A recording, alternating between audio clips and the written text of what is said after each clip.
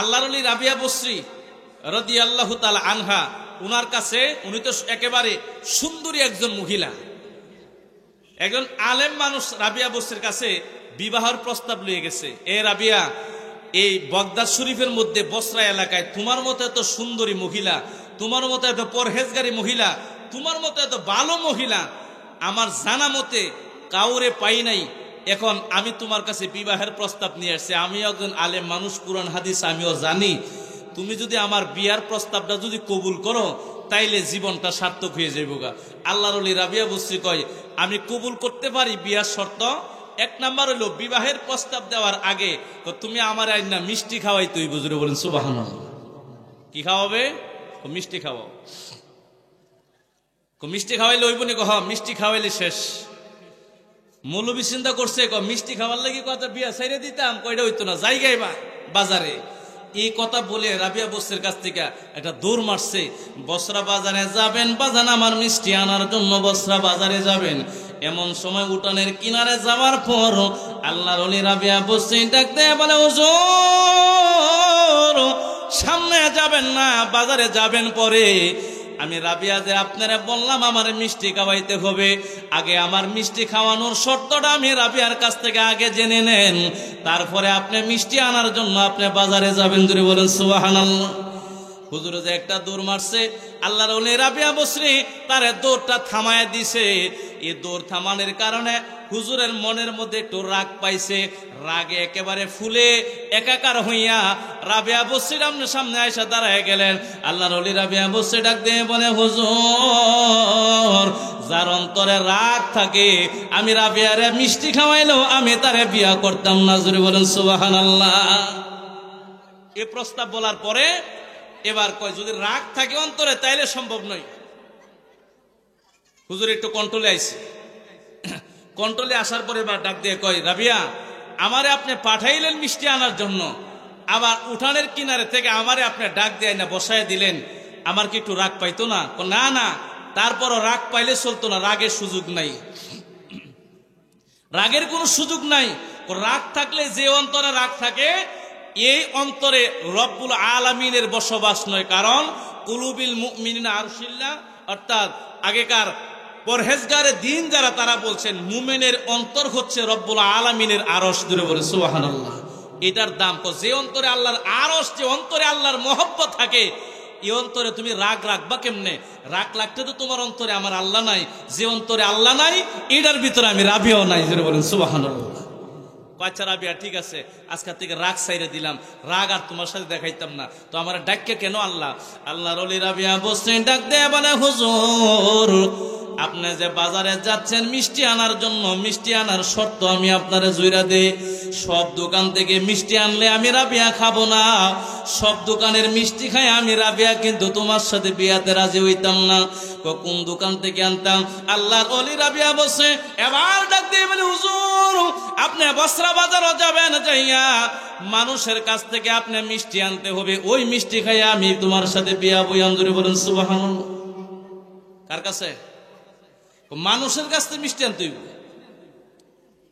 কথাটা বলার পরে মৌলবী কই, ফাঁসছিলাম যে রাগ ছাইরে দিয়াম, মানে কথার বাবে বুঝছি যে আর রাগ ছাড়া সম্ভব নয়। এ রাবিয়া, তো ছোট কাল থেকে বাবার সাথে দাদার সাথে বসরা বাজারে গেছি, দেখছি তো মিষ্টি তো মানুষই বেছে, মানুষ ছাড়া তো গরু ছাগলে তো মিষ্টি বিক্রি করতে বাজারে কোনোদিন দেখছি না। এই কথা তুমি কেন বললা? আল্লাহর ওলি রাবিয়া ডাক দেয় কই, হুজুর আপনি বলেছেন আমার সাথে আপনি ওয়াদা করেছেন আপনি রাগ করবেন না, আবার আপনার মধ্যে রাগটা আপনি কেন জন্ম নেওয়াইলেন? রাগ করা আপনার জন্য শোভা পাই না। এবার উনি ডাক দিয়ে বলে, রাবিয়া রাগ আমার কেন হবে না? তুমি আমার বাজারে মিষ্টির জন্য পাঠাইলা, আবার আমার তুমি উঠানের কিনারেতে আমারে তুমি বেগে আনলা, আনার পরে এবার আবার যে কথা বলছো এই কথা আমি রাবিয়া আমি রাগ না করে পারি নাই। কেন? এই কথাই রাবিয়ার এই কারণে আমি বলছো, তুমি বলছো বাজারে মানুষের কাছ থেকে মিষ্টি আনার জন্য। এ রাবিয়া বসরা বাজারে মানুষ ছাড়া অন্য কাউরে তো মিষ্টি আমি আনতে আমি বানাইতেও দেখি নাই, বিক্রি করতেও দেখি নাই। আল্লাহর ওলি রাবিয়া বসরি ডাক দেয়া বলে, হুজুর 1000-এর মধ্যে একজন যাইব জান্নাতে, আর বাকি 999 জন এইগুলা সবগুলো ঢেলে নিয়ে জাহান্নামে ফেলাইব। এই হাদিস যখন নবীজি সাহাবীরার সামনে বলা শুনছে, সব সাহাবীরার মনে একটা মলিন মলিন ভাব আসছে, চেহারার একটা মলিন ভাব একেবারে। আমার নবী রহমাতুল আলামিন ডাক দেয়া কয়, সাহাবীরা রে, ও আমার সাহাবীরা, তোমরা এমন বেজার বেজার হয়ে গেলে কেন? মুখটা তোমাদের মলিন হয়ে গেল কেন? আমরা জানতে চাই। আল্লাহর নবী রহমাতুল আলামিন সাহাবীরা ডাক দেয়া বলে, ইয়া রাসূলুল্লাহ, ইয়া হাবিবাল্লাহ, নবী গো, 1000-এর মধ্যে একজন মানুষ যদি জান্নাতে যায় আর 999 জন যদি জাহান্নামে যায়, আমরা যে সাহাবী আছি আমরা সংখ্যা গুনলে আমরা সবাই মিললেও কিন্তু 1000 হইতাম না। জোরে বলেন সুবহানাল্লাহ। এখন আমাদের মধ্যে ইয়া রাসূলুল্লাহ কে জান্নাতে যাবে আপনি বলে দেন, আর বাকি সবার রাস্তা দাও একটা, ঠিক না বেশি? মানে কেডা যে জান্নাতে যাবে কইটা বলে দেন, বাকি তো সবাই জানিও।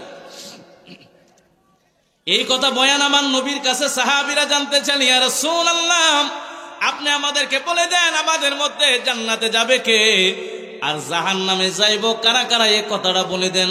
আমার নবী কয়, তোমরা জাহান্নামে যাইবা এই কথা তো আমি নবী তোমাদেরকে বলি নাই। সাহাবায়ে কেরাম ডাক দিয়ে কয়, ইয়া রাসূলুল্লাহ, নবী গো, ও নবীজি, আপনি না জবান মুবারক দিয়ে বলেছেন 1000-এর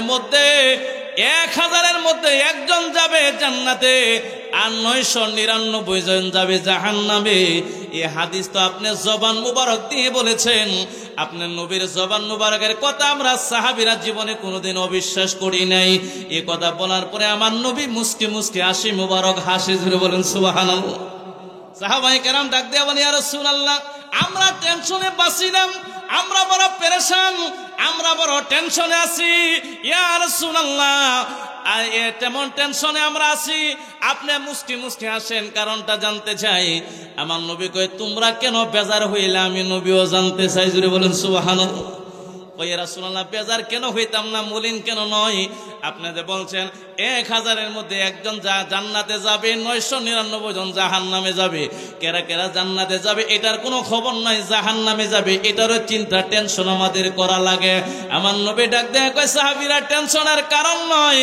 এবার নবী ডাক দিয়ে বলে, এ সাহাবীরা আমার টেনশন করবা না। কয়, ইয়া রাসূলুল্লাহ, আপনি মুস্কি মুস্কি আসেন আর আমরা বড় টেনশন পেরেশানি আছি। আমার নবী কই, তোমরা পেরেশানিতে কেন? এমন যদি হয় সংখ্যা তাইলে আমাদের কি উপায় হয়ে যাবে? আমার নবী ডাক দিয়ে বলে, সাহাবীরা রে, 1000-এর মধ্যে একজন যাবে জান্নাতে আর 999 জন যাবে জাহান্নামে। এই হিসাব, এই ক্যালকুলেশন, এই হিসাব আমার উম্মতের নয়, এই হিসাব হলো হযরতে আদম আলাইহিস সালামের উম্মতের। জুড়ে বলেন সুবহানাল্লাহ। সাহাবায়ে কেরাম ডাক দিয়ে বলে, ইয়া রাসূলুল্লাহ, 1000-এর মধ্যে একজন জান্নাতে যাবে আর 999 জন জাহান্নামে যাবে। এটা আদম নবীর উম্মতের হিসাব যদি হয়ে থাকে, আপনার উম্মতের হিসাবের ধারণা আমরা জানতে চাই। আমার নবী ডাক দিয়ে বলে, সাহাবীরা রে, আমার উম্মতের হিসাব হলো একেবারে দবদবে সাদা একটা গাবি যদি এক জায়গায় আনা হয়, যেই গাবির মধ্যে কালো লোম পাওয়া যায় না, মাঝে মধ্যে একটা থাকতে পারে সন্দেহবশত। আমার উম্মতের হিসাব হইল একটা সাদা গরুর গায়ের মধ্যে, টোটাল সাদা গরুর গায়ের মধ্যে যেমন সাদা সাদা লোম থাকে, কালো লোম তালাশ করে পাওয়া যাওয়াটা কঠিন হয়ে যায়। এটার হিসাব যেমন আমার উম্মতের জান্নাতে যাওয়ার হিসাব হইব, তেমন আমার উম্মত সব জান্নাতে যাবে। জোরে বলেন সুবহানাল্লাহ। আল্লাহু আকবার বলেন। ইয়া রাসূলুল্লাহ, ইয়া হাবিবাল্লাহ, ইয়া রাসূলুল্লাহ, ইয়া হাবিব, ইয়া রাসূলুল্লাহ, ইয়া হাবিবাল্লাহ, শুনেছি হাদিসে দেখিলে আপনাকে জীবনের গুনাহ জড়িয়া পড়ে। শুনেছি হাদিসে দেখিলে আপনাকে জীবনের গুনাহ জড়িয়া পড়ে। দিও গো দেখাও দয়া করিয়া ইয়া রাসূলুল্লাহ ইয়া হাবিবাল্লাহ ইয়া রাসূলুল্লাহ ইয়া হাবিবাল্লাহ আমার মওতের নিদানের কালে থাকিবে নবী গো আমার সামনে আমার মওতের নিদানের লে থাকিবে নবী গো আমার সামনে দেখিব আপনাকে নয়ন ভরিয়া ইয়া রাসূলুল্লাহ ইয়া হাবিবাল্লাহ ইয়া রাসূলুল্লাহ ইয়া হাবিবাল্লাহ ইয়া রাসূলুল্লাহ ইয়া হাবিব। বন্ধুরা আমার গভীর মনোযোগ, আল্লাহর নবী রাহমাতুল লিল আলামিন এবার ডাক দে আমার সাহাবীরা রে, আমার উম্মতের সংখ্যা হলো একটা সাদা গরুর গায়ের মধ্যে যত পার্সেন্ট সাদা লোম থাকবে আমার উম্মতের হিসাব হলো এটা, এত পরিমাণ উম্মত আমার আল্লাহ রাব্বুল আলামিন আমার উম্মতের জান্নাতে দিবে। আল্লাহু আকবার বলেন। তাহলে একেবারে দবদবে সাদা একটা গরুর শরীরের মধ্যে কালো লোম বিছালে মাঝে মধ্যে দুই একটা পাওয়া যাইতেও পারে নাও পারে। নবীজি বলেন এই হিসাব যেই রকম সাদা এবং কালো লোমের হিসাব যেই রকম আমার উম্মতের হিসাব হলো এটা। আদম নবীর 1000 থেকে 999 বাদ যাইব আর আমার উম্মতের 999 টিকবো। জোরে বলে সুবহানাল্লাহ, আল্লাহু আকবার বলেন, আল্লাহু আকবার। 999 যে টিকবেন এ টিকার খবর হইয়া খুশি না বেজা? কি আওয়াজ করে কোন না খুশি না বেজা? খুশি। 999 যে আমরা যাই যাওয়ার একটা ব্যবস্থার দরকার আছে না নাই? কেউ আছে না নাই? মেহমান যাবেন, মনে করেন হাজির সাহেবের বিয়ের বাড়ি যাবেন 100 মানুষ বেড়াইতেন, যাওয়ার একটা বন্দোবস্ত আছে না নি? হ্যাঁ, একটা সিস্টেম আছে তো, মিষ্টি লোন লাগবো, গাড়ি লাগবো, এটা একটা সিস্টেম কইরা এরপরে যাওয়ার একটা বাউ লোন লাগবো। মানে 999 যে খালি যাওয়াগার বাউই বইটা না, যাওয়াগার জন্য যে একটা কাজ করার জন্য যে কাজ করলে 999 ভিতরে ঢুকুন যাইব এই কাজ করার দরকার আছে না নাই? আওয়াজ করে কোন আছে না নাই? নবীজি বললেন যে এই কাজ করা লাগবে, কারণ হলো শুধু যে জান্নাতের আশা করে ইবাদত করবেন এটা নয়, শুধু জাহান্নাম থেকে মুক্ত এটা নয়। ইবাদতের 1 নাম্বার উদ্দেশ্য হচ্ছে আল্লাহ এবং তার রাসূলকে রাজি খুশি করা। কথা বলেন ঠিক না বেঠিক? এটা হলো ইবাদতের উদ্দেশ্য। রাবিয়া বসি আল্লাহর একজন ওলি ছিলেন, যদিও মানুষটা মহিলা, আল্লাহর একজন ওলি। উনি একদিন এক হাতের মধ্যে একটা আগুনের ইয়া লয়ে আর আরেক হাতের মধ্যে পানি লইয়া রাস্তা দিয়ে যাইতেছে। যাওয়ার পরে একজন বুজুর্গ আনে দিন আল্লাহর এক ওলি জিগায়, ও রাবিয়া যাচ্ছ কোথায়? আমি রাবিয়া যাইতেছি, এক হাতের আগুন দিয়া জান্নাত পুরাই দিমু, আরেক হাতের পানি দিয়া জাহান্নাম নিবাই দিয়াম। জোরে বলে সুবহানাল্লাহ। আচ্ছা কোন আমরা দেশে যদি কেউ এই কথা কক জান্নাত পুরাই দিব জাহান্নামটা নিবাই দিব, কব যে হের মাথাটা মনে পুরাটা ওই ঢিলা হইছে, ঠিক না ভাই? ঠিক, এই খবর হে পাইব। কারণটা কি? সে আল্লাহর ওলি বুঝতে পারছে, রাবিয়া বুঝছির তার মনের ভিতরে যদি কোনো না থাকলে এই কথা বলে নেই। আল্লাহর ওলি এবার ডাক দে কই, রাবিয়া এক হাতের মধ্যে আগুন নিলা আরেক হাতের মধ্যে পানি নিলা, কারণটা জানতে চাই। আল্লাহর ওলি রাবিয়া বসরি ডাক দে বলে, এ আল্লাহর মহব্বতের বান্দা, আমি রাবিয়া তালাশ করে দেখলাম, আমি রাবিয়া অনেক তো চিন্তা ফিকির করে দেখলাম, মানুষ ইবাদত করে জাহান্নাম থেকে ভয়ের কারণে, মানুষ ইবাদত করে একমাত্র জান্নাতে যাওয়ার ফুল এই নিশানায়। এই নিশানায় যারা ইবাদত করে এটা ইবাদতের মুখ্য উদ্দেশ্য নয়, ইবাদতের নিয়ত হলো একমাত্র আমার মাওলার রাজি খুশি করা। জোরে বলেন সুবহানাল্লাহ। আল্লাহর ওলি রাবিয়া বসি এবার ডাক দিয়ে বলেন, হে আল্লাহর বান্দা, যে জাহান্নামের মানুষে তো ভয় করে কিন্তু মাওলার ভয় থাকে না, এই জাহান্নামের আগুনগুলা নিবায় দে, মানুষ যাতে জাহান্নামের আগুনের ভয় আর না করে, আমার মাওলার ভয় যাতে মানুষের ভিতরে থাকে। জোরে বলেন সুবহানাল্লাহ। ও কেন রে রাবিয়া, আল্লাহর ভয়ের দিকে তুমি এমনি ভাবে ছুটছো কেন জানে নাই? অর্থাৎ রাবিয়া বসে ডাক দিয়ে আল্লাহ কোরআনে বলছেন, ওয়ালিমান খাফা মাকামা রাব্বিহি জান্নাতান, যারা আল্লাহকে ভয় করে ইবাদত করবে আমার আল্লাহ তার জন্য 2টা জান্নাতের ব্যবস্থা রাখছে। জোরে বলেন সুবহানাল্লাহ। কয়টা? আওয়াজ করে কোন না কয়টা? 2টা জান্নাত কি আমরা উজাবরের মতো বড় হইতো না? কেউ হইতো না নি না ছোট হইব না বড় হইব? দুইটা জান্নাত দূরা দিলে এটা নয়, জান্নাতের পরিধির ব্যাপারে বলা হয়েছে। কতটুকু পরিধি জানেন? জান্নাতের খাবার এত দূর, এত স্বাদের খাবার, আপনি 600 বছর পায়ে হাইটটা যাইলে যত দূরত্ব হবে, জান্নাতের খাবারের গ্রান, এক জান্নাতের খাবারের গ্রান এত দূরে থেকে শোনা যায়। বুঝলে বলে সুবহানাল্লাহ। আপনার জিহ্বা নাকের মধ্যে গ্রান লাগবে, তাহলে বড়টা কত? 600 বছর যদি কোনো মানুষে পায়ে হাইটটা যায়, পৃথিবীর কোনো জায়গা আমার মনে হয় না বাদ থাকবো, ঠিক না বেঠি? তামাম দুনিয়ার চেয়ে বড়। সাহাবায়ে কেরাম ডাক দিয়ে বলে, ইয়া রাসূলুল্লাহ, জান্নাতের পরিধি এত বড় হইলে জান্নাতের দামটা কত বড় আমরা জানতে চাই। আল্লাহর নবী রাহমাতুল লিল আলামিন ডাক দিয়ে বলে, জান্নাতের দাম একবার শুনে নাও ও সাহাবীরা রে। এই দুনিয়ার সব সম্পত্তি এক জায়গায় করে যদি একটা পাল্লায় রাখা হয়, আর জান্নাতের একটা ইটের দাম যদি এক পাল্লায় রাখা হয়, তামাম দুনিয়ার দামের চাইতে জান্নাতের একটা ইটের দাম বেশি হয়ে যাবে। জোরে বলেন সুবহানাল্লাহ। তাহলে দামটা কম না বেশি? আওয়াজ করে কম না, কম না বেশি? আল্লাহর রানী রাবিয়া বসরি এবার ডাক দিয়ে বলেন, মানুষ আমার মাওলার ইবাদত করবে, ইবাদত একমাত্র আল্লাহর ভয় মানুষের ভিতরে যদি থাকে, আমার আল্লাহ দুইটা জান্নাত বান্দার জন্য আমার আল্লাহ নির্ধারণ করে রাখছে। বলে জান্নাতিন তাজরি মিন তাহতিহাল আনহার খালিদিনা ফিহা, এমন জান্নাত আমার আল্লাহ বানায় রাখছে যে জান্নাতের নিচে দিয়া আমার আল্লাহ শরবতের নহর আমার আল্লাহ জারি করে দিয়েছে। বলেন সুবহানাল্লাহ।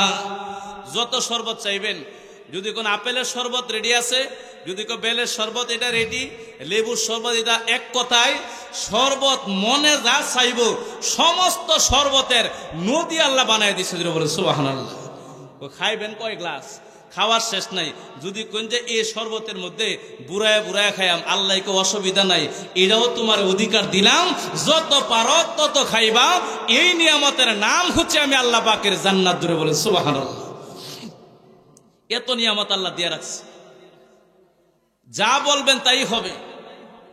মানুষের শক্তি, দৃষ্টি শক্তি এত বাহিরে, এত বেড়ে যাবে।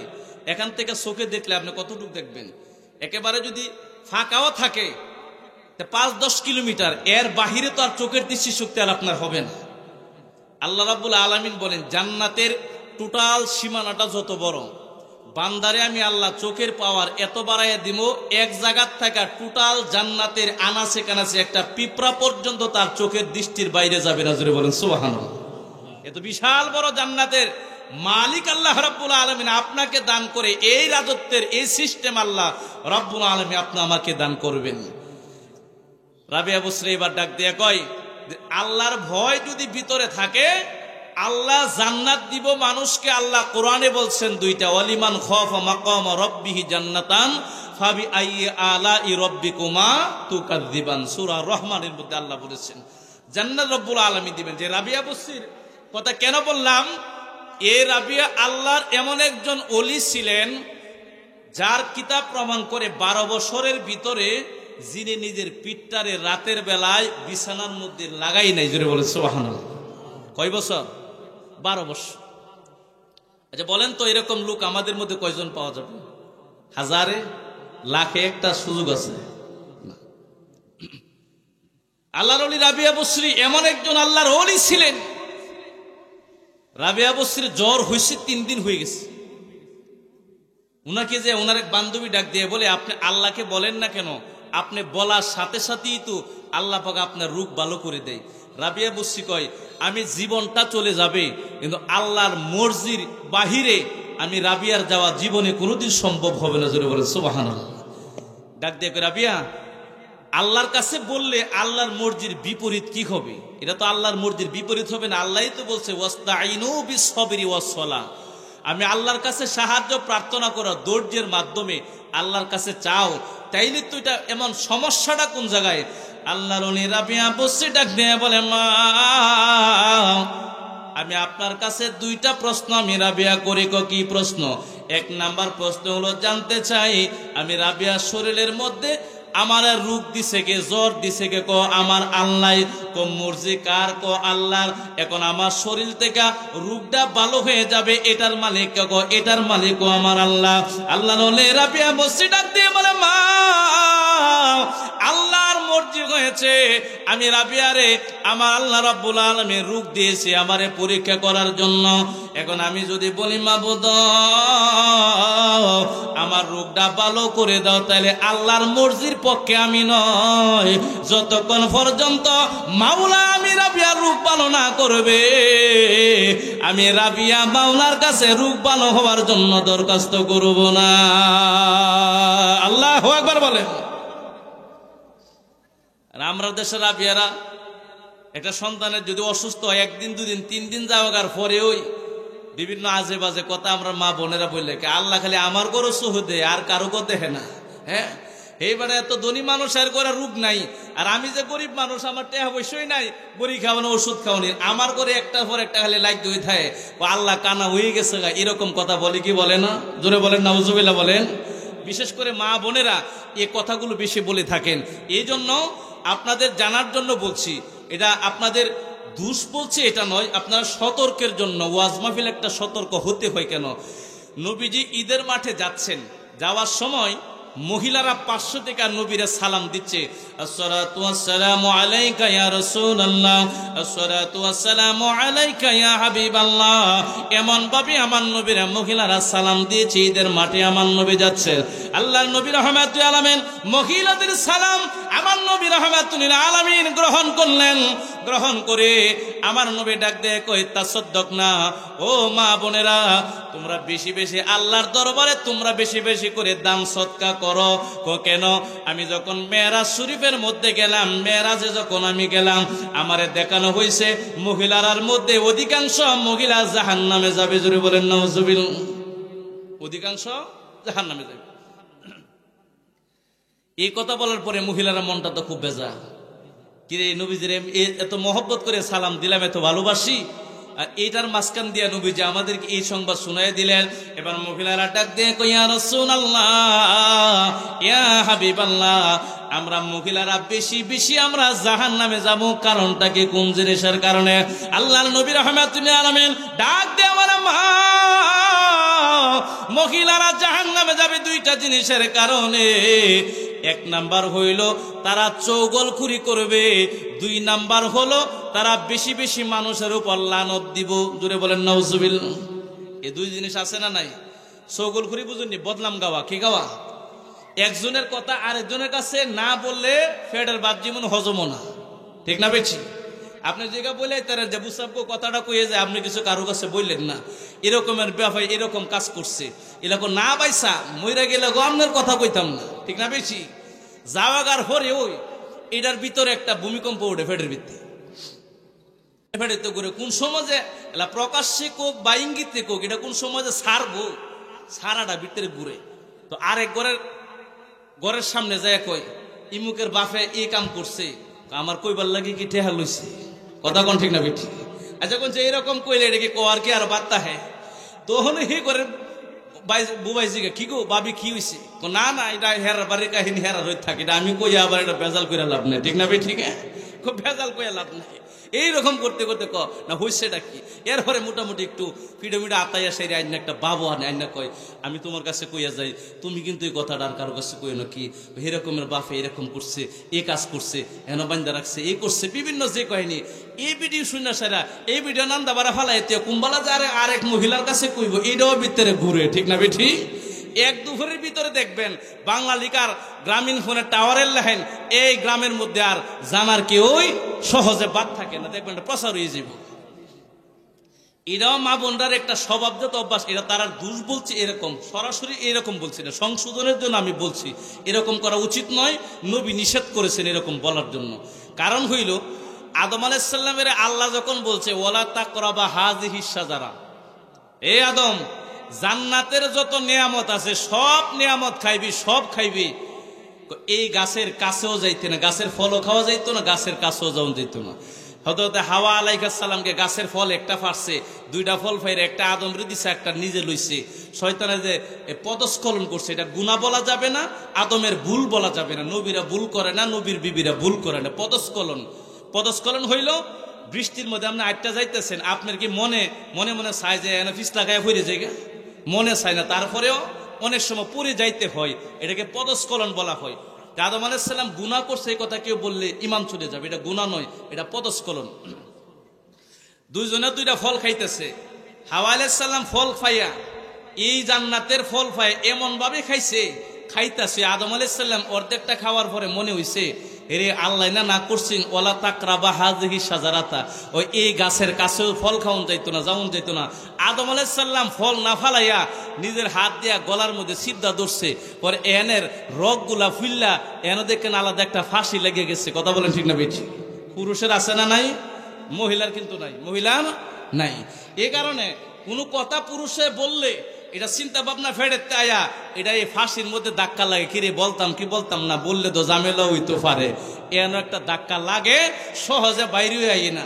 আর হেরার কথা যাও তাড়াতাড়ি, বাইরে হয় তাড়াতাড়ি, কেন মাঝখান তো কোনো লাইল নাই, কি নাই? লাইল নাই তো, এই কারণে তার স্বভাব জানছি এরকম। মা বোনদের অনুরোধ করে বলবো, আপনারা এই চৌগুলখুরির যে বিষয়টা আছে এটা আপনারা মেহেরবানি করে, আমি আপনাদের এই গ্রামের সন্তান, আপনাদের সন্তান, আমি আপনাদের পায়ের নিচে হাত রেখে অনুরোধটুকু আমলের নিয়তে বলছি। আমি আপনাদেরকে কোনো তোয়াক্কা করার জন্য বলি নাই, আপনাদের কোনো বদনাম আমি বলি নাই। আপনারা জান্নাতি হন, আপনারা জান্নাতের মেহমান হন, এটা আমরা চাই আপনাদের ছেলে হয়ে। চৌগুলখুরির অভ্যাসটা সবাই ছেড়ে দেওয়ার চেষ্টা করবেন। আজকের ওয়াজ মাহফিল থেকে একটা আমল যদি আপনি পরিবর্তন নিজের জীবনকে করতে পারেন, যুবকদের ওয়াজ কিন্তু সার্থক। কথা বলেন ঠিক না ঠিক? তো চৌগুলখুরি করে এই জিনিসটা, চৌগুলখুরি করা যাবে না। কারণ এই চৌগুলখুরি করা এইগুলো হলো অন্তরের জন্য একটা বিশাল বড় রোগ হয়ে যায়, বিশাল বড় একটা রোগ। রাবিয়া বসরি বলেছেন, কোন মানুষ যদি আল্লাহকে পাইতে চায় তাহলে কয়েকটা রিপু থেকে সে তার নিজেকে বাঁচাইতে হবে। কয়েকটা রিপু, 1 নাম্বার হিংসা, 2 নাম্বার রাগ, 3 নাম্বার লোভ, অহংকার। এই যে এরকম ভাবে 6টা রিপু আছে। 6টা রিপু যদি আপনি আপনার নিজ থেকে মারতে পারেন, 6টা রিপু যদি আপনি ধ্বংস করতে পারেন, আপনার অন্তরটা একবারে খালেস হয়ে যাবে। এই খালেস অন্তরে, খালেস নিয়তে আল্লাহ রব্বুল আলামিনকে ডাক দিবে। রব্বুল আলামিন ডাক কবুল করতে দেরি হবে না। জোরে বলেন সুবহানাল্লাহ। ডাক কবুল করতে আল্লাহ পাক দেরি করবেন না। এমন ভাবে আল্লাহ রব্বুল আলামিনকে আপনাকে আমাকে ডাকা লাগবে। কারণ দেখেন, আল্লাহর ওলি রাবিয়া বসরি রাদিয়াল্লাহু তাআলা আনহা, উনার কাছে, উনি তো একেবারে সুন্দরী একজন মহিলা, একজন আলেম মানুষ রাবিয়া বসরির কাছে বিবাহের প্রস্তাব লয়ে গেছে। এ রাবিয়া, এই বগদাদ শরীফের মধ্যে বসরা এলাকায় তোমার মতো এত সুন্দরী মহিলা, তোমার মতো এত পরহেজগারী মহিলা, তোমার মতো এত ভালো মহিলা আমার জানা মতে কাউরে পাই নাই। এখন আমি তোমার কাছে বিবাহের প্রস্তাব নিয়ে আসছি। আমি একজন আলেম মানুষ, কুরআন হাদিস আমিও জানি। তুমি যদি আমার বিয়ার প্রস্তাবটা যদি কবুল করো তাইলে জীবনটা সার্থক হয়ে যাইব গা। আল্লাহর ওলি রাবিয়া বসরি কয়, আমি কবুল করতে পারি বিয়ার শর্ত। 1 নাম্বার হলো বিবাহের প্রস্তাব দেওয়ার আগে তুমি আমার আইনা মিষ্টি খাওয়াই। তুই বুঝরে বলেন সুবহানাল্লাহ। কি খাওয়াবে? মিষ্টি খাওয়াও। মিষ্টি খাওয়াইলে ওইব নি? মিষ্টি খাওয়াইলে শেষ। মৌলবী চিন্তা করছে, মিষ্টি খাওয়ার লাগি কথা বিয়া ছাইরে দিতাম, কয়টা হইতো না, জায়গায় বাজারে। এই কথা বলে রাবিয়া বসরির কাছ থেকে একটা দৌড় মারছে। বসরা বাজারে যাবেন বাজান, আমার মিষ্টি আনার জন্য বসরা বাজারে যাবেন।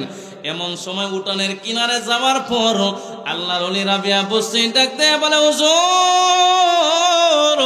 সামনে যাবেন না, বাজারে যাবেন পরে। আমি রাবিয়া যে আপনারা বললাম আমার মিষ্টি খাওয়াইতে হবে, আগে আমার মিষ্টি খাওয়ানোর শর্তটা আমি রাবিয়ার কাছ থেকে আগে জেনে নেন, তারপরে আপনি মিষ্টি আনার জন্য আপনি বাজারে যাবেন। ধরে বলেন সুবহানাল্লাহ। হুজুর যে একটা দৌড় মারছে, আল্লাহর ওলি রাবিয়া বসরি তারে দৌড়টা থামায় দিছে। এই দৌড় থামানোর কারণে হুজুরের মনের মধ্যে একটু রাগ পাইছে। রাগে একেবারে ফুলে একাকার হইয়া রাবিয়া বসরির আপনার সামনে আয়সা দাঁড়ায় গেলেন। আল্লাহর ওলি রাবিয়া বসরি ডাক দিয়ে বলে, হুজুর যার অন্তরে রাগ থাকে আমি রাবিয়ারে মিষ্টি খাওয়াইলেও আমি তারে বিয়া করতাম না। জোরে বলেন সুবহানাল্লাহ।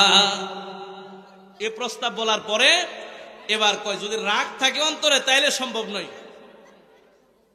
হুজুর একটু কন্ট্রোলে আইছে। কন্ট্রোলে আসার পরে এবার ডাক দিয়ে কয়, রাবিয়া আমারে আপনি পাঠাইলেন মিষ্টি আনার জন্য, আবার উঠানের কিনারে থেকে আমারে আপনি ডাক দিয়ে না বসায় দিলেন, আমার কি একটু রাগ পাইতো না? না না, তারপরও রাগ পাইলে চলতো না, রাগের সুযোগ নাই। রাগের কোনো সুযোগ নাই। রাগ থাকলে যে অন্তরে রাগ থাকে এই অন্তরে রব্বুল আলামিনের বসবাস নয়। কারণ কুলুবিল মুমিনিনা আরশিল্লাহ, অর্থাৎ আগেকার পরহেজগারে দিন যারা তারা বলছেন মুমিনের অন্তর হচ্ছে রব্বুল আলামিনের আরশ। ধরে বলে সুবহানাল্লাহ। এটার দাম যে অন্তরে আল্লাহর আরশ, যে অন্তরে আল্লাহর মহব্বত থাকে, এই অন্তরে তুমি রাগ রাখবা কেমনে? রাগ লাগতে তো তোমার অন্তরে আমার আল্লাহ নাই। যে অন্তরে আল্লাহ নাই এটার ভিতরে আমি রাবিয়াও নাই। ধরে বলেন সুবহানাল্লাহ। আচ্ছা রাবিয়া, ঠিক আছে, আজকের থেকে রাগ সাইরে দিলাম, রাগ আর তোমার সাথে দেখাইতাম না। তো আমার ডাককে কেন আল্লাহ? আল্লাহর ওলি রাবিয়া বসে ডাক দেয়, বলে হুজুর আপনি যে বাজারে যাচ্ছেন মিষ্টি আনার জন্য, মিষ্টি আনার শর্ত আমি আপনারে জুইরা দেই। সব দোকান থেকে মিষ্টি আনলে আমি রাবিয়া খাবো না। সব দোকানের মিষ্টি খাই আমি রাবিয়া কিন্তু তোমার সাথে বিয়াতে রাজি হইতাম না। কোন দোকান থেকে আনতাম? আল্লাহর ওলি রাবিয়া বসে এবার ডাক দিয়ে বলে, হুজুর আপনি বসরা বাজারও যাবেন, যাইয়া মানুষের কাছ থেকে আপনি মিষ্টি আনতে হবে। ওই মিষ্টি খাই আমি তোমার সাথে বিয়া বইয়াম। ধরে বলেন সুবহানাল্লাহ। কার কাছে? মানুষের কাছ থেকে মিষ্টি আনতে হইব। কথাটা বলার পরে মৌলবী কই ফাঁসছিলাম যে রাগ সাইরে দিয়াম, মানে কথার বাবে বুঝছি যে আর রাগ ছাড়া সম্ভব নয়। এ রাবিয়া, তো ছোট কাল থেকে বাবার সাথে দাদার সাথে বসরা বাজারে গেছি, দেখছি তো মিষ্টি তো মানুষই বেছে। মানুষ ছাড়া তো গরু ছাগলে তো মিষ্টি বিক্রি করতে বাজারে কোনোদিন দেখছি না। এই কথা তুমি কেন বললা? আল্লাহর ওলি রাবিয়া ডাক দেয়, কই হুজুর আপনি বলেছেন আমার সাথে আপনি ওয়াদা করেছেন আপনি রাগ করবেন না, আবার আপনার মধ্যে রাগটা আপনি কেন জন্ম নেওয়াইলেন? রাগ করা আপনার জন্য শোভা পাই না। এবার উনি ডাক দিয়ে বলে, রাবিয়া রাগ আমার কেন হবে না? তুমি আমার বাজারে মিষ্টির জন্য পাঠাইলা, আবার আমার তুমি উঠানের কিনারেতে আমারে তুমি বেগে আনলা, আনার পরে এবার আবার যে কথা বলছো এই কথা আমি রাবিয়া আমি রাগ না করে পারি নাই। কেন? এই কথাই রাবিয়ার এই কারণে আমি বলছো, তুমি বলছো বাজারে মানুষের কাছ থেকে মিষ্টি আনার জন্য। এ রাবিয়া বসরা বাজারে মানুষ ছাড়া অন্য কাউরে তো মিষ্টি আমি আনতে আমি বানাইতেও দেখি নাই, বিক্রি করতেও দেখি নাই। আল্লাহর ওলি রাবিয়া বসে ডাক দেয়া বলে, হুজুর আপনি আপনারা জানা দিলাম আপনি মানুষের কাছ থেকে মিষ্টি আনবেন। এবার হুজুরে ডাক দিয়ে, রাবিয়া বসরা বাজারের কোন দোকানদারটা মানুষ? দূরে বলে সুবহানাল্লাহ। মানুষের কথা যে বলছেন, মানুষ কোন দোকানটা? কোন দোকানে গেলে মানুষ পাওয়া যাবে এটা কোন? আল্লাহর ওলি রাবিয়া বসে ডাক দিয়ে কয়, বাজারে মিষ্টির ঘরে যাইলে যে দোকানদারে তোমারে আয়নার ছবি দেখাইব, তোমার ছবি দেখাইলে তোমার ছবি তুমি নিজে চিনতে পারবা না এমন একটা দোকান আছে, ওই দোকানের মালিকের কাছ থেকে মিষ্টি আনলে আমি রাবিয়া খাইয়ামো, তোমার বিয়ার প্রস্তাব গ্রহণ করে নেম। ধরে বলে সুবহানাল্লাহ। দোকানদারে কয় তাইলে বাজারের সবগুলো দোকান পরীক্ষা করতে অসুবিধা নাই, এখন অনুমতি দিলাম, এখন বাজারে যান মিষ্টি আনেন, সমস্যা নাই। এবার আল্লাহর ওলি রাবিয়া বসছে ওই মানুষ তারে পাঠাইলেন বাজারে যাওয়ার জন্য। বাজারে গেছে, যাইয়া দোকানের মধ্যে পরীক্ষা করে, আপনার দোকানে কি আয়না আছে? না না না, আমার দোকানে কোনো আয়না আমি রাখি নাই। এমন ভাবে সকল দোকান এই বাজারের মধ্যে, বসরা বাজারের মধ্যে পরীক্ষা করলো, কোনো মিষ্টির করে আয়না নাই। এমন ভাবে কয় এখন কোন জায়গায় পায়? বাজার থেকে যখন মাত্র বাহির হয়ে যাবেন এমন সময় একটা মিষ্টির দোকানদার এই মানুষ তারা ডাকে, এ আল্লাহর বান্দা মিষ্টি লাগবো নি, আমি তোমার ডাকছে, তুমি আমার কাছে মিষ্টি নিয়ে যাও। আপনার ঘরে কি আয়না আসেনি? হ্যাঁ, আমার ঘরে আমার কাস্টমারের মুখ দেখার জন্য আমি আয়নার ব্যবস্থা রাখছি। যদি বলেন সুবহানাল্লাহ। এবার উনি ডাক দেয়া কয়, আমারে আপনার দোকান থেকে মিষ্টি দেন। পাঠাইছে কে? রাবিয়া পাঠাইছে। এবার দোকানদার ডাক দেয়া বলে, আল্লাহর বান্দা রাবিয়া বসে আমার দোকানে আপনারা পাঠাইছে মিষ্টি নেওয়ার জন্য। আমি জানতে চাই আপনারা কি বলে আমার দোকানে পাঠাইছে? আপনার দোকানের কথা সরাসরি আল্লাহর ওলি রাবিয়া বলে নাই। রাবিয়া বলছে এ বসরা বাজারে মানুষের কাছ থেকে মিষ্টি নেওয়ার জন্য। মানুষের পরিচয় পাইছেন নি? না না না, মানুষের পরিচয় এখনো তো আমি পাই নাই। এবার দোকানদার ডাক দেয়া বলে, হে আল্লাহর বান্দা, আমিও এমন দোকানদার, আমি মানুষের কাছে মিষ্টি বিক্রি করি, মানুষ ছাড়া অন্য কারো কাছে আমি দোকানদারে মিষ্টি বেশি না। জোরে বলেন সুবহানাল্লাহ।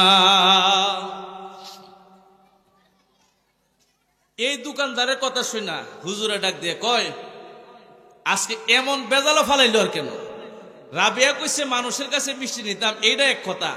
আর আপনার দোকানদারে কইতেছেন যে মানুষের কাছে মিষ্টি বিক্রি করেন, মানুষ ছাড়া কারো কাছে মিষ্টি বিক্রি করেন না। ডাক দেখে, আমারে কি আপনি মানুষ মনে হয় না?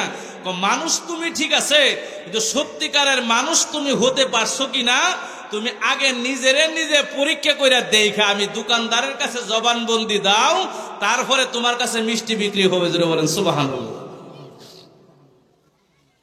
কেমনে আমি পরীক্ষা করব?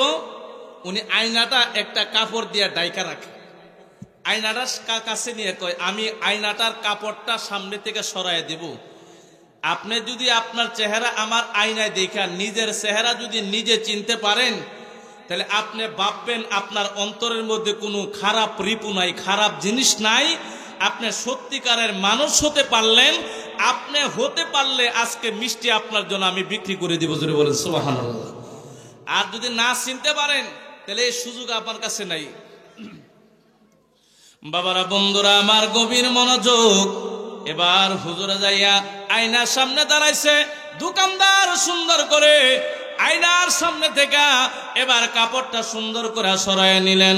নেওয়ার পর এবার আল্লাহর ওই আল্লাহর বান্দা আয়নার সামনে দাঁড়াইয়া দোকানদারের ডাক দিয়ে কয়, দোকানদার, তোমার আয়না মনে চেহারা দেখাইতে তোমার আয়না মনে হয় ভুল করে। না না না, আমার আয়নায় জীবনে করবেন চেহারা দেখাইতে ভুল করবে না। দোকানদারে ডাক দিয়ে বলে, হে আল্লাহর বান্দা, আমার আয়নায় জীবনে চেহারা দেখাইতে কোনোদিন ভুল করে নাই, আমার আয়না জীবনে চেহারা দেখাইতে ভুল করে নাই। তো যদি তোমার আয়নায় ভুল যদি না করবে, তাহলে তোমার আয়নার সামনে দাঁড়াইয়া আমি আমার নিজের চেহারা দেখার কথা। আমি তো আমার চেহারা দেখি নাই, তোমার আয়নার ভিতরে ছোট ছোট কুকুরের বাচ্চার ছবি দেখা যায়। জোরে বলেন নাউজুবিল্লাহ। আল্লাহুম্মা সাল্লি আলা সাইয়্যিদিনা মাওলানা মুহাম্মাদ ওয়া আলা সাইয়্যিদিনা মাওলানা মুহাম্মাদ। আল্লাহুম্মা সাল্লি আলা সাইয়্যিদিনা মাওলানা মুহাম্মাদ ওয়া আলা আলি সাইয়্যিদিনা মাওলানা। বাবাজি রহমান, আল্লাহ রাব্বুল আলামিনের ওই বান্দা ডাক দেব, দোকানদার, আপনার আয়নায় যদি ভুল না করে থাকে, এই আয়নার ভিতরে আমার চেহারা আমি একবারও দেখলাম না, আমি তাকায় দেখি ছোট ছোট কুকুরের বাচ্চা তোমার আয়নার ভিতরে লাফালাফি করতেছে। দোকানদার ডাক দিয়ে বলেন, আপনারে তিনটা প্রশ্ন করতে চাই। কি? এক নাম্বার, আপনার অন্তরে রাগ আছে না নাই? জি আছে। দুই নাম্বার, হিংসা আছে না নাই? হিংসা আছে। তিন নাম্বার, লোভ আছে না নাই? আছে। এই তিনটা জিনিস তোমার অন্তর থেকে যতক্ষণ পর্যন্ত দূর না করতে পারবা, আমার আয়নায় তোমার চেহারা জীবনে কোনোদিন দেখবা না। জোরে বলে সুবহানাল্লাহ। কোনোদিন দেখবা না আমার আয়নায়। সুতরাং এই হিংসা, রাগ, লোভ এগুলো হলো মানুষকে ধ্বংস করার মন্ত্র। এগুলো মানুষকে ধ্বংস করে দেয়। হাদিস শরীফের মধ্যে আসছে, আল্লাহর নবী রাহমাতুল আলামিন এক সাহাবী রাতের বেলা ঘুমাইছে এশার নামাজের পরে। ঘুমানোর পর রাতে স্বপ্নে দেখতেছে তার ঘরের দরজার যে চৌকাঠ আছে, এই যে কাঠ কাটে, যে আমাদের দেশে যে কাঠ কাটে যে পাখিটা, এটার নাম কি বলে? কি বলে? অনেকে কাঠকাঠুরি বলে, যাই বলেন আমরা দেশে। এক নাম্বার কাঠ কাঠে। এই উনি স্বপ্নে দেখতেছেন রাতের বেলা তার ঘরের দরজা চৌকাঠটা আস্তে আস্তে টক টক টক টক করে চৌকাঠটা খেয়ে ধ্বংস করে দিছে একেবারে। সকালবেলা ফজরের নামাজের সময় নবীর কাছে জানতে চান, ইয়া রাসূলুল্লাহ, রাতের বেলায় স্বপ্নে দেখলাম। ইয়া রাসূলুল্লাহ, আল্লাহর নবী কয়, স্বপ্নে তুমি কি দেখলা? আমি নবী রাহমাতুল আলামিন তোমার স্বপ্নের তাবিরও জানি, স্বপ্নও জানি। জোরে বলেন সুবহানাল্লাহ। আমার নবী ডাক দেয়া বলে, এ সাহাবী, রাতের বেলা তুমি স্বপ্নে দেখেছো তোমার ঘরের চৌকাট গুলো একেবারে খায়া কি না ধ্বংস করে দিয়েছে। ও ইয়া রাসূলুল্লাহ, ইয়া হাবিবাল্লাহ, নবী গো,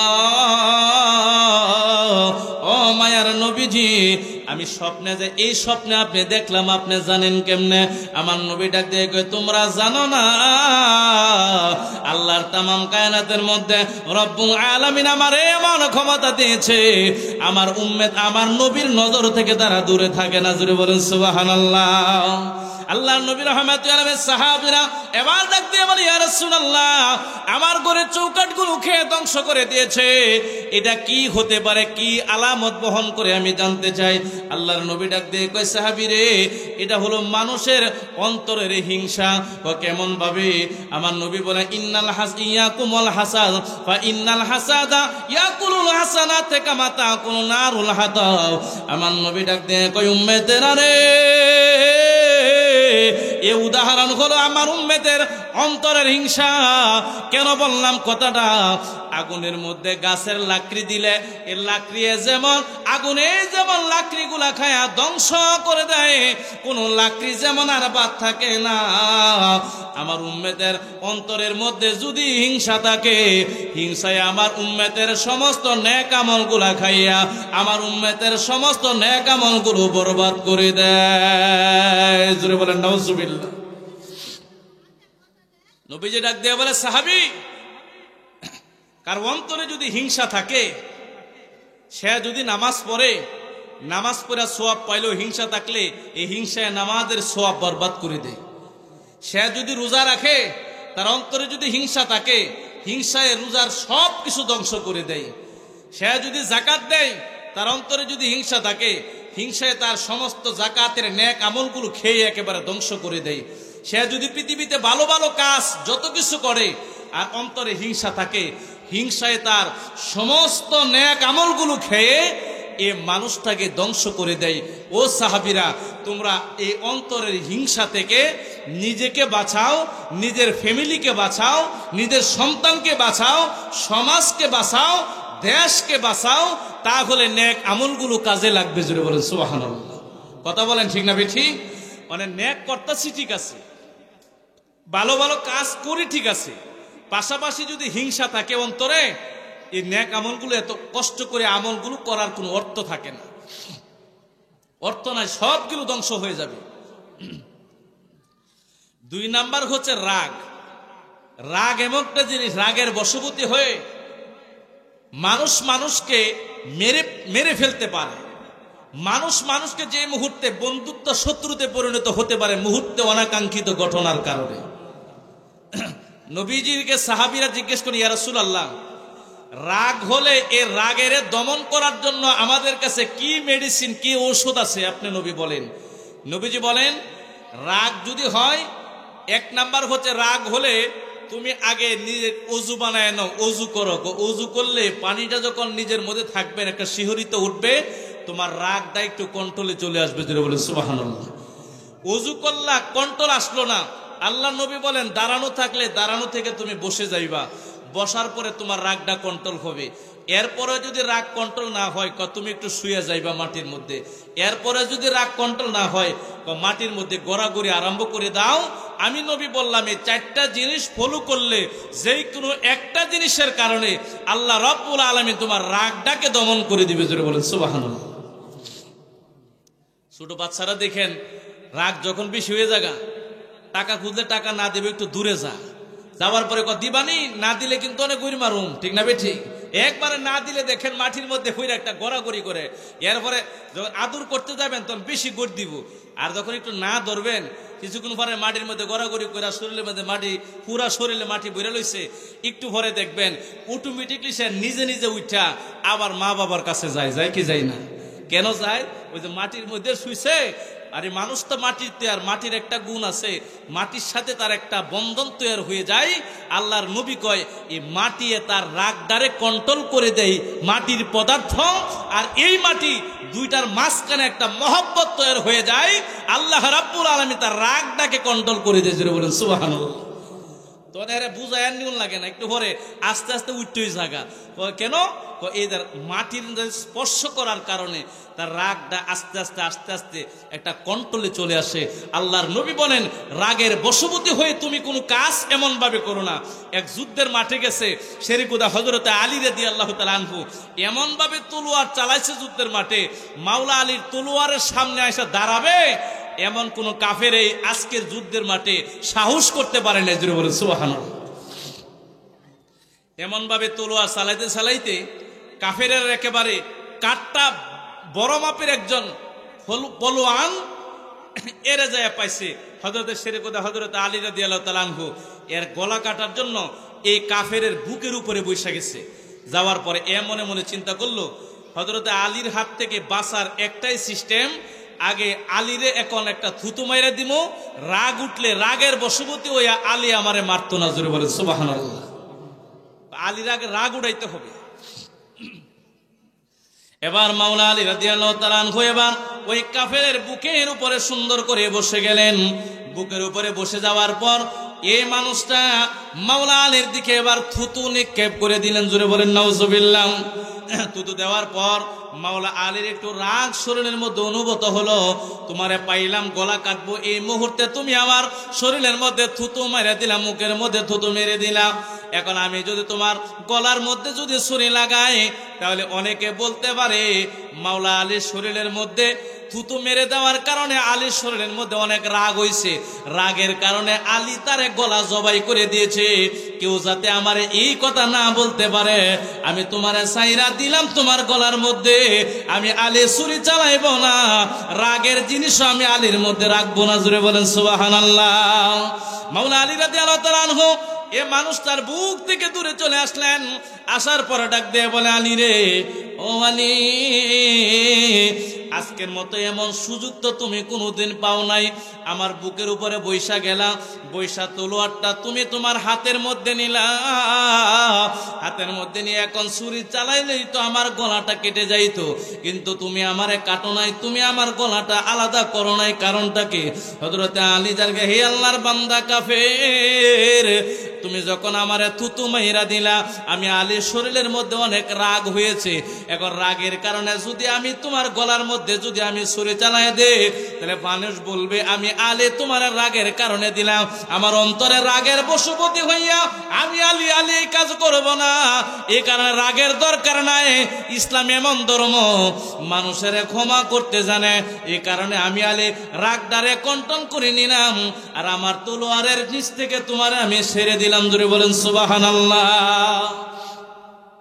বলার পরে কাফের এবার শোয়ার দিকে উঠে গেলেন, ডাক দেয়া বলে, আলী রে, যে ধর্মের মানুষগুলা এত সুন্দর এত ক্ষমাপরায়ণ হয়ে যায়, আলী আমার এখন বুঝে হইছে একেবারে মৃত্যুর কাছাকাছি থেকে আমারে যেহেতু তুমি ক্ষমা করে দিলা, এই ধর্মের মধ্যে এত সুন্দর ব্যবস্থা রয়েছে, আলী রে, আমি তোমার কাছে দরখাস্ত করলাম, আমি হাতরা তুমি আলী হাতরা বানায়া দাও, আমার হাতরা তোমার হাতের মধ্যে রাইখা আমারে কালিমা পড়ায়া মুসলমান তুমি আমারে বানাইয়া দাও। আল্লাহু আকবার বলেন, লা ইলাহা ইল্লাল্লাহু লা ইলাহা, জবান খুলে লা ইলাহা ইল্লাল্লাহু লা ইলাহা ইল্লাল্লাহু লা ইলাহা ইল্লাল্লাহু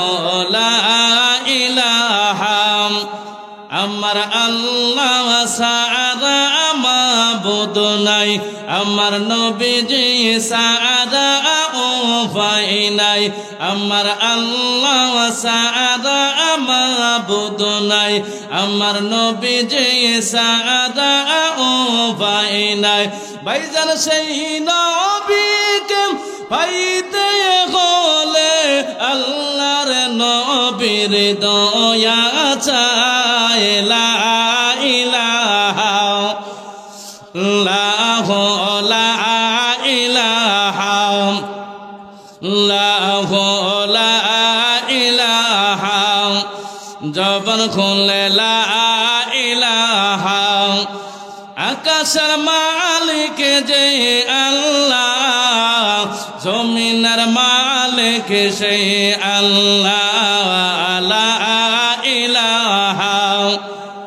আল্লাহু লা ইলাহা আল্লাহু লা ইলাহা লা ইলাহা ইল্লাল্লাহু মুহাম্মাদুর রাসূলুল্লাহ সাল্লাল্লাহু তাআলা আলাইহি ওয়াসাল্লাম। বাবাজিরা আমার, তাহলে এই তিনটা জিনিস খারাপ রিপু আমরা আমাদের অন্তর থেকে আমরা দূরে ফালাইতে রাজি আছি না নাই? আওয়াজ করে কোন আছি না নাই? যদি ফালাইতে চাই, এক নাম্বার হিংসা করা যাবে, আওয়াজ দিয়ে কোন হিংসা করা যাবে, রাগ করা যাবে, হিংসা করা যাবে না, রাগ করা যাবে না। আর পৃথিবীর কোনো লোভ আমাদের অন্তর যাতে না থাকে।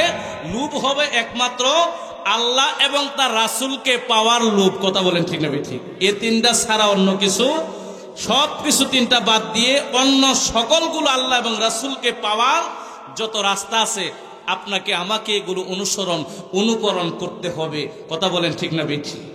আসছিলাম না কোন জায়গায় মনে আছে নি? ওয়াজ তো শুনছেন 1-1.5 ঘন্টা হয়ে গেছে গা। আরে কোন জায়গাতে আসছিলাম তো একটু দেখি, মনে নাই? হাজারে কত?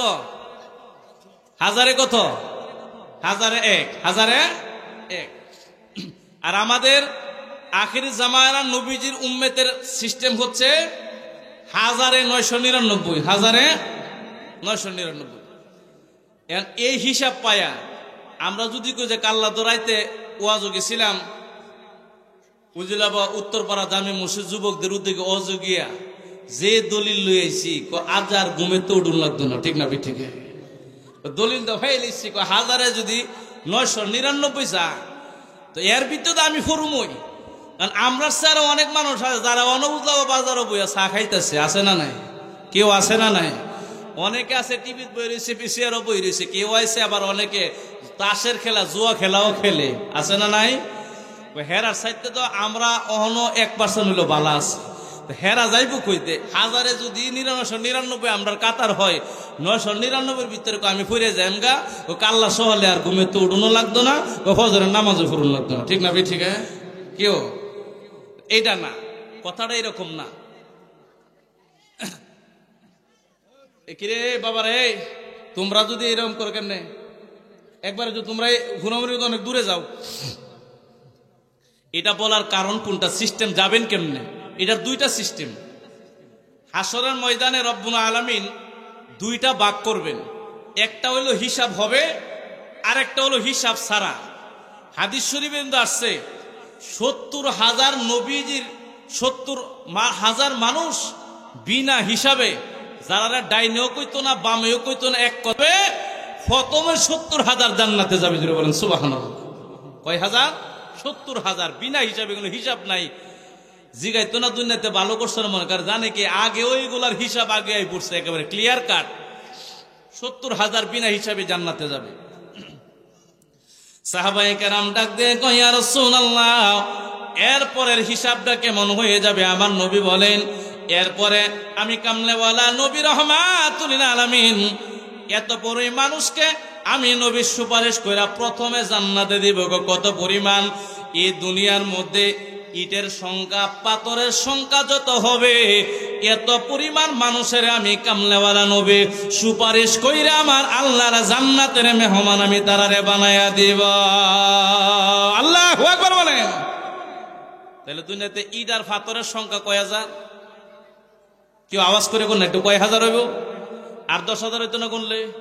হ্যাঁ, অগণিত। আরে আমরা একটা ঘর বানাই, এটার মধ্যে 20,000 ইট লাগে। ঠিক না বেঠি? একটা ঘর বানাই, এটার মধ্যে লাগে 20,000। আল্লাহর নবী রাহমাতুল আলামিন বলেন, পৃথিবীতে ইট এবং পাথরের সংখ্যা যত, এত পরিমাণ গুনাহগার উম্মতের হাসরের মাঠে সুপারিশ করে আগে আমি জান্নাতে প্রবেশ করাই। আমাদের বলেন সুবহানাল্লাহ।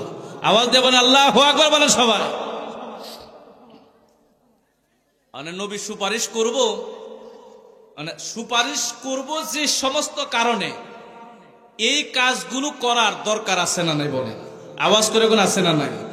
নবীজি বলেন, মা বাবার সাথে যারা বেয়াদবি করবে এরা নবীর সুপারিশ পাবে? পাবে? মা বাবার সাথে যাদের বেয়াদবি হবে, আল্লাহর নবী কয় দুনিয়ার যত নেক আমল সেই মানুষটা করে থাকো, আমি কামলেওয়ালা নবী রহমাতুল আলামিন বলে দিলাম এই মানুষটা আমি নবীর সুপারিশ পাবে না। তাহলে মা বাবার সাথে যদি বেয়াদবি হয়ে যায় তাহলে আপনি আমি সুপারিশের আশাও করতে পারি না, আর 999 দলের অন্তর্ভুক্ত আমরা হতে পারি না। এরপর অপর হাদিসের মধ্যে আমার নবী বলেন লা ঈমানা লিমান লা আমানাতা লাহু, যার আমানতদারি নাই তার কোনো ঈমান নাই। যার কাছে অপরে আমানত রাখে এই আমানতের খেয়ানত যে করবে, আমার নবী বলেন আমানতের খেয়ানত করার কারণে আমি নবীর সুপারিশ তার জীবনে কোনোদিন নসিব হবে না। বলেন নাউজুবিল্লাহ। আমানতের খেয়ানত করা, আমানতের খেয়ানত কি জানেন? সরকারের ঘর তো চাইল আইছে 80 বস্তা, এটা হইলো সরকার আমানত দিছে যে গরিব দুঃখী হকদার যারা আছে তার মধ্যে বাচ্চা দেওয়ার লাগে, যারা এটা প্রকৃত পক্ষে পাবে। 40 বস্তা দিয়ে আর বাকি 40 বস্তা আমানত খেয়ানত করছে।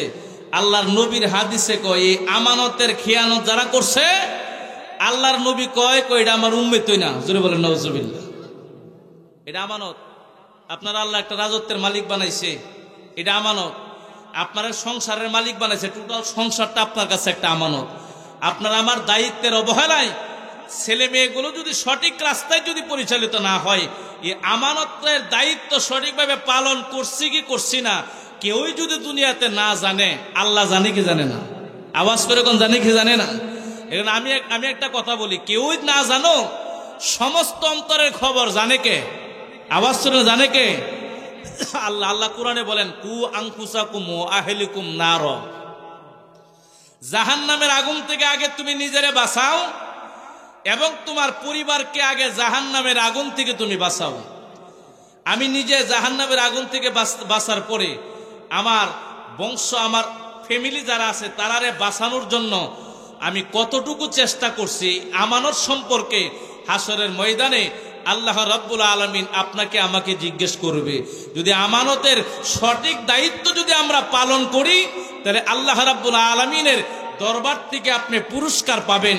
আর আমানতের দায়িত্ব যদি সঠিকভাবে আমরা পালন করতে যদি আমরা না পারি, হাসরের মাঠে দায়িত্ব অবহেলার কারণে আল্লাহ রাব্বুল আলামিন আপনি আমাকে পাকড়াও করবেন, ধরবেন। এমন ধরা, আল্লাহ বলেন ইন্না বাতশা রব্বিকা লাশাদীদ, আমি আল্লাহর ধরা বড় শক্ত ধরা। ওই দিন এমন ভাবে ধরব আমি আল্লাহ কাউরে ছাড়বো না। জোরে বলেন সুবহানাল্লাহ। আমি আল্লাহ কাউকে ছাড়বো না। তবে মানুষটার যদি ঈমান থাকে, ঈমান যদি থাকে, আল্লাহ ধরলে ঈমান থাকলে মানুষটারে ছুটানির জন্য একজন আছে, উনি হচ্ছেন নবী রহমাতুল লিল আলামিন। নবী পারে একমাত্র, আল্লাহ ধরলে নবী পারে আল্লাহর কাছ থেকে ছুটায় নেওয়ার জন্য। সুতরাং আমরা আমাদের ফ্যামিলি আছে, এই ফ্যামিলির সঠিক দায়িত্বগুলো সঠিকভাবে আমরা পালন করি। আপনি চেষ্টা করার পরে যদি দেখেন না আপনার চেষ্টা করেও আপনি কন্ট্রোল সিস্টেম হয়েছে না, তাহলে আল্লাহ রাব্বুল আলামিন আপনার চেষ্টার খাতিরে, চেষ্টার কারণে আপনারে আল্লাহ মাফ করে দিবে। জোরে বলেন সুবহানাল্লাহ। চেষ্টা করার পরে যদি আপনি আপনার কন্ট্রোলের মধ্যে না আনতে পারেন তাহলে আপনারে আল্লাহ মাফ করে দিবে আপনার চেষ্টার কারণে। কিন্তু আপনাকে আমাকে চেষ্টা করতে হবে। আল্লাহ পাক তৌফিক দান করুন। সকলে বলেন আমিন। আল্লাহুম্মা সাল্লি আলা সাইয়্যিদিনা মাওলানা মুহাম্মাদ ওয়া আলা আলি সাইয়্যিদিনা মাওলানা মুহাম্মাদ। আল্লাহুম্মা সাল্লি আলা সাইয়্যিদিনা মাওলানা মুহাম্মাদ ওয়া আলা সাইয়্যিদিনা মাওলানা এ দুনিয়ায় আমরা সবাই কবরে দেশের প্যাসেঞ্জার, কেউ বা আগে কেউ বা পরে যাইতে হবে গোরের পার। আল্লাহুম্মা সাল্লি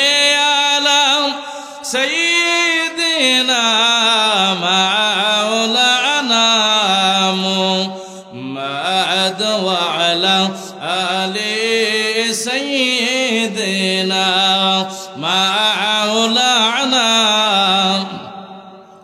বাবাজিরা আমার, আল্লাহর নবী রাহমাতুল আলামিন এবার ডাক দেয় বলে, উম্মতেরা রে, কিয়ামতের ময়দান যেদিন কায়েম হয়ে যায়, আমার আল্লাহ রাব্বুল আলামিন এমন ভাবে মিজানের পাল্লা আমার আল্লাহ টাঙাবে, আমি কামলেওয়ালা নবী রাহমাতুল আলামিন পৃথিবীতে ইটের সংখ্যা যত, পাথরের সংখ্যা যত, এত মানুষের আমি কামলেওয়ালা নবী সুপারিশ করে আমার আল্লাহর জান্নাতে দেব। তারপরেও কিছু মানুষ বাদ থাকবে, যারা নেক হবে কম, পাপ হবে বেশি, আমার আল্লাহ রাব্বুল আলামিন তারা জাহান্নামে দিবে। জোরে বলেন নাউজুবিল্লাহ। মিজানের পাল্লায় ওজন দেওয়া হবে, দেওয়ার পরে নেকের সংখ্যা কম, পাপের সংখ্যা হবে বেশি। রব্বুল আলামিন এটা যখন দেখবেন নেকের পাল্লাটা হালকা হয়ে গেছে, পাপের পাল্লাটা ভারী হয়ে গেছে, আল্লাহ ফেরেশতারা ডাক দেবেন, ফেরেশতারা রে, এই মানুষটার, এই বান্দার ঈমান যেহেতু আছে, তাহলে তার আরো কোনো নেক আমল বাদ আছে কিনা একটু তালাশ করে দেখো। ওনারা তালাশ করবেন, দেখবেন কোনো কিছু বাদ নাই। এরপরে আল্লাহ রাব্বুল আলামিন ডাক দিয়ে বলে, ইয়া রাসূলুল্লাহ, আপনার এই উম্মতের জন্য আপনার কাছে কি এরকম কোন জিনিস আরো আছে? আপনার উম্মতের নেকটা বাড়ি করার জন্য, পাপটা হালকা করার জন্য এমন কোন জিনিস আপনার কাছে আসেনি? আল্লাহর নবী রাহমাতুল আলাইহি, আল্লাহ, একটা জিনিস এই মানুষের আমার কাছে এখনো আমানত আছে। কি জিনিস? এই মানুষটা যখন দুনিয়াতে মহব্বতে আমি নবীর উপর দুরুদ পড়তো, এই দুরুদের কথাটা আল্লাহর ফেরেশতারা একটা কাগজে লিখে নবীজির কাছে আমানত রাখতেন। আল্লাহর নবী এই দুরুদের কাগজটা নিজের কাছে আমানত রাখে। কিয়ামতের ময়দানে নেকের পাল্লা যখন হালকা হবে, পাপের পাল্লা যখন ভারী হয়ে যাবে, একেবারে শেষ প্রান্তের মধ্যে যাইয়া দুরূদ শরীফের ওই লেখা কাগজটা নেকের পাল্লায় দেওয়ার পর নেকের পাল্লাটা যাবে ভারী হয়ে যাবে। বলেন সুবহানাল্লাহ। নেকের পাল্লাটা ভারী হয়ে যাবে। এই কারণে আমার নবী রাহমাতুল আলামিন বলেন, মান সাল্লা আলাইয়া সালাতান ওয়াহিদাতান সাল্লাল্লাহু আলাইহি আশরা দারাজা। আল্লাহর নবী রাহমাতুল আলামিন বলেন, এ আমার উম্মতেরা, আমি কামলেওয়ালা নবী রাহমাতুল আলামিনের নাম মুবারক যখন কেউ শুনবে, নাম শুনে যখন আমি নবীর উপর যখন এক মর্তবা দুরূদ পড়বে, আমার আল্লাহ নবী রাহমাতুল আলামিন বলেন, আলাইহি আশরা, আমার আল্লাহ সঙ্গে সঙ্গে তার আমল নামার মধ্যে 10টা নেক আমার আল্লাহ দিবেন, সঙ্গে সঙ্গে 10টা গুনাহ তার আমল নামা থেকে আমার আল্লাহর ফেরেশতারা কেটে ফেলে দিবে। জোরে বলেন সুবহানাল্লাহ। নজরুল ভাই, নারায়ে তাকবীর, নারায়ে তাকবীর, নারায়ে রিসালাত। প্রধান আকর্ষণের আগমন, নজরুল ইসলাম কাদী সাহেবের আগমন। নারায়ে তাকবীর, নারায়ে তাকবীর, নারায়ে রিসালাত। আহলে সুন্নাত ওয়াল জামাত। প্রধান আকর্ষণের আগমন, প্রধান আকর্ষণের আগমন। এই মাহফিলের পক্ষ থেকে সবাই বলি মারহাবা। যাই হোক, আজকে আমাদের মাহফিলের যিনি প্রধান আকর্ষণ, আমরাও বাজার কেন্দ্রীয় জামে মসজিদের সম্মানিত খতিব হযরত মাওলানা এম.এ. নজরুল ইসলাম কাদরী সাহেব আমাদের মধ্যে ইতিমধ্যে জালু আফরোজ হয়েছেন। আপনারা যারা এদিক সেদিক আছেন সবাই ভিতরে একটু প্রবেশ করেন। রব্বুল আলামিন আমাদের সকলকে তৌফিক দান করুন। আমি শেষ করে দিচ্ছি। নবীজি ফরমান, এই অবস্থায় এই দুরূদ শরীফের কাগজটা যখন নেকের পাল্লায় দিতে দেরি হবে, নেকের পাল্লাটা উপরে উঠবে আর পাপের পাল্লাটা নিচে যাবে। কারণ মিজানের পাল্লা দুনিয়ার পাল্লা থেকে ব্যতিক্রম। দুনিয়াতে যেটা হয় ভারী, এটা যায় নিচে, যেটা হয় হালকা, এটা যায় উপরে। আর মিজানের পাল্লা যেটা হবে ভারী, এটা যাবে উপরে, আর যেটা হালকা, এটা যাবে নিচে। জুড়ে বলে সুবহানাল্লাহ। এই দুরূদ শরীফের কাগজটা দেওয়ার সাথে সাথে এই নেকের পাল্লাটা ভারী হয়ে যাবে।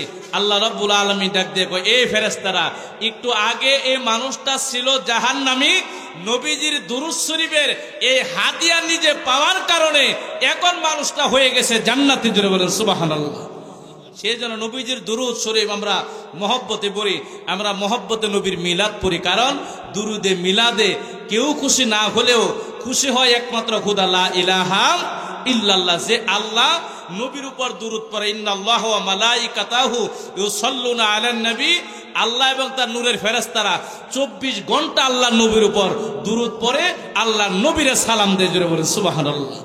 রব্বুল আলামিন আমাদেরকে এই মোতাবেক আমল করার তৌফিক দান করুন, সকলে বলেন আমিন। আসসালামু আলাইকুম ওয়া রাহমাতুল্লাহি ওয়া বারাকাতুহু। আমার দেশবাসী বাবারা ভাইয়েরা যারা বাহিরে এখন